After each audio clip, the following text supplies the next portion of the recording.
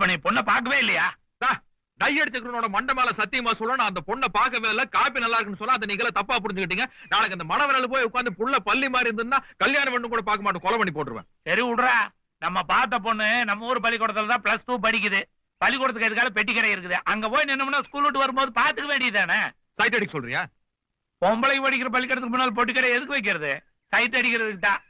ஒரு சிகரெட்டை பத்த வச்சு இழுத்தோம்னா புகையோட சேர்த்து புள்ளைய இழுத்துற வேண்டியதானே. அப்படியே வருது வருது வருது, அந்த ரெட்டை சடை போட்டு ஒசரமா வருது, அந்த புள்ளதான். நல்லா பாத்துக்க, அப்புறம் மறுபடியும் பாக்கல சொல்லக்கூடாது. என்ன